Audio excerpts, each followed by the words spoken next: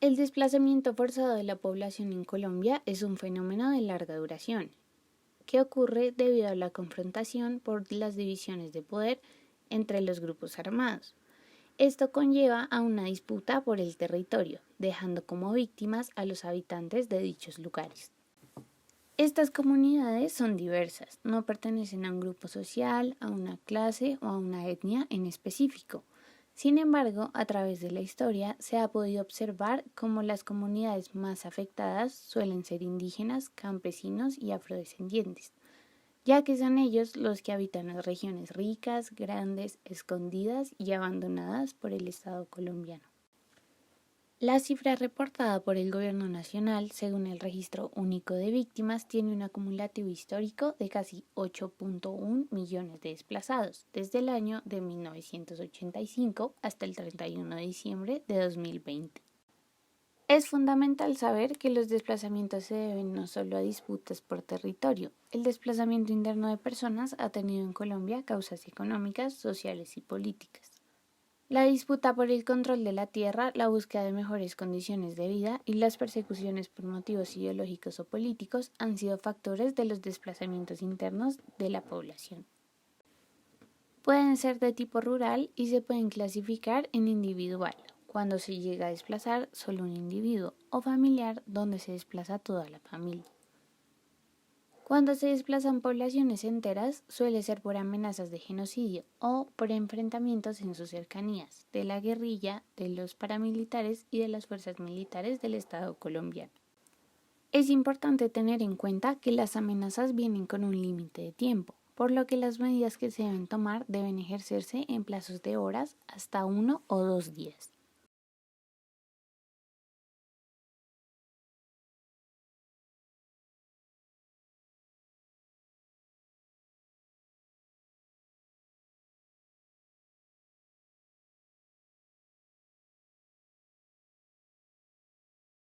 Mi nombre es Giovanni Carpio, soy del pueblo Onan y viví en el resguardo Juimpubur, en el territorio del Parque Nacional Natural Los Castillos, frontera Panamá con Colombia.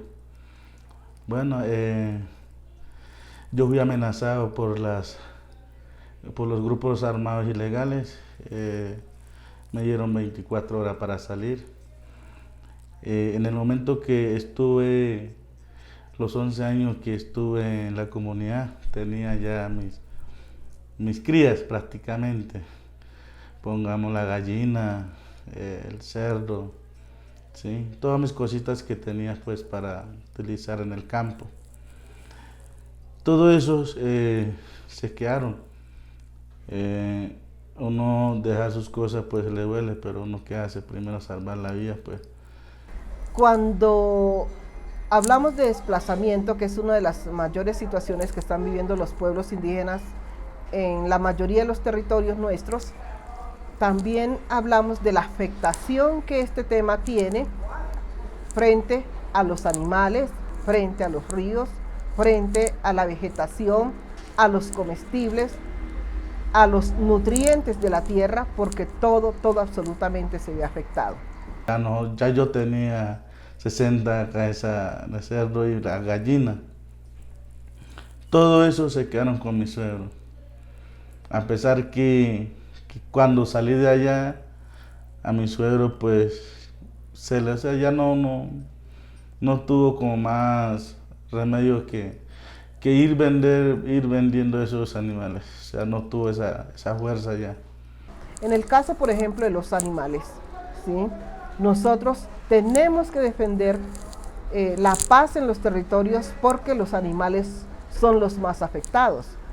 Si nosotros vivimos de la cacería, de la pesca, cuando cae una mina antipersonas o cuando hay un bombardeo, son los animales los primeros afectados. Los pajaritos se mueren, se infartan, los animales también se infartan, se enferman, se estresan y es fácil encontrarlos, esto hablando de los animales de la selva, pero también los animales que son domésticos.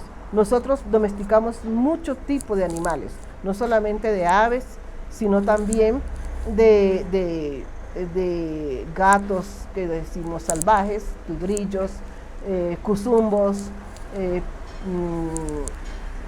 iguanas, en algunos casos también tortugas, y cuando hay un desplazamiento tenemos que dejar estos animalitos a merced, porque ya están domesticados, de lo que puedan hacer en esos territorios. Pero tenemos también una situación que afecta mucho, y es la violencia de los grupos armados con respecto a nuestros animales, a nuestras mascotas.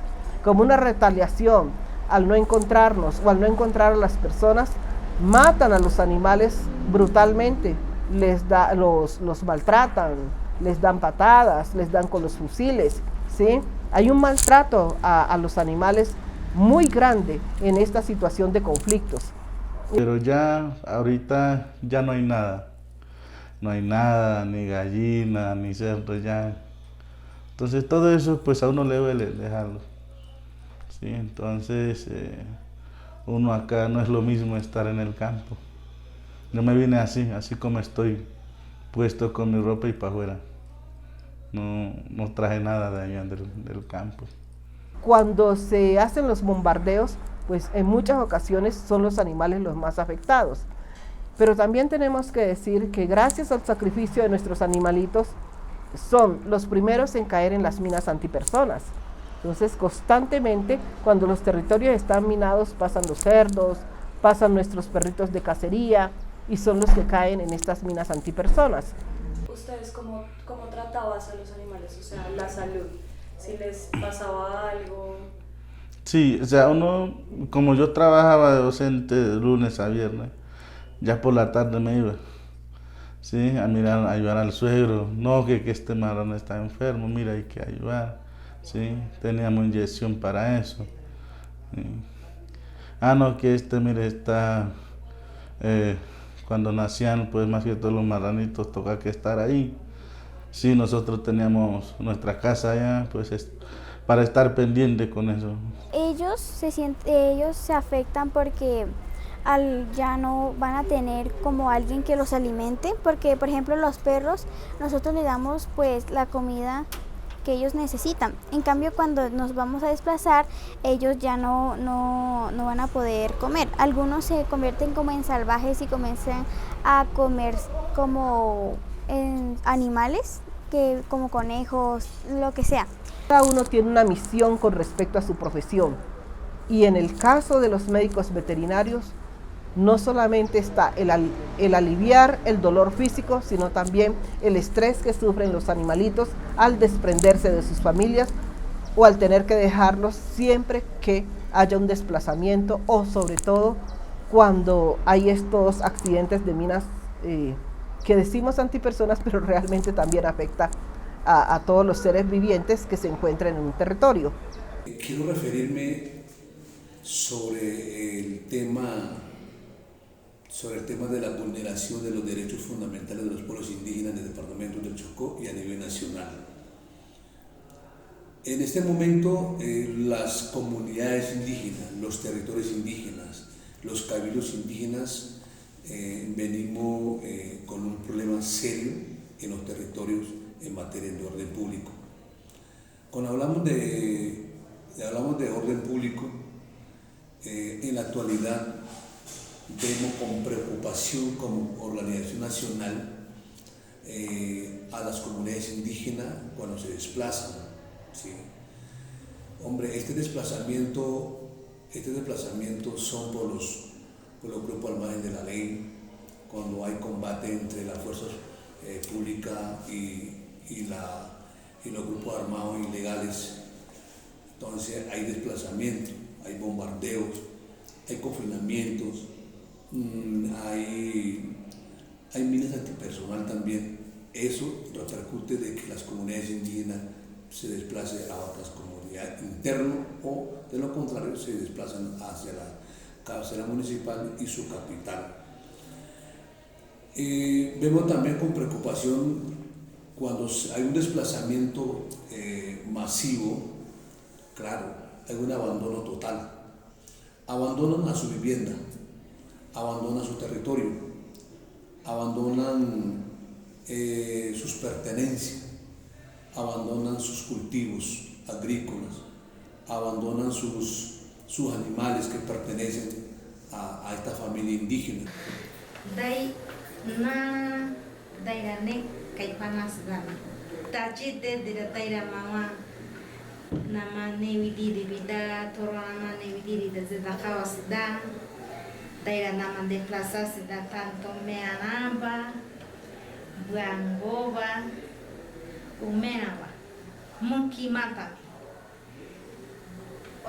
En monkey me mi marido, es que te hice y yo maté nosotros. Ok.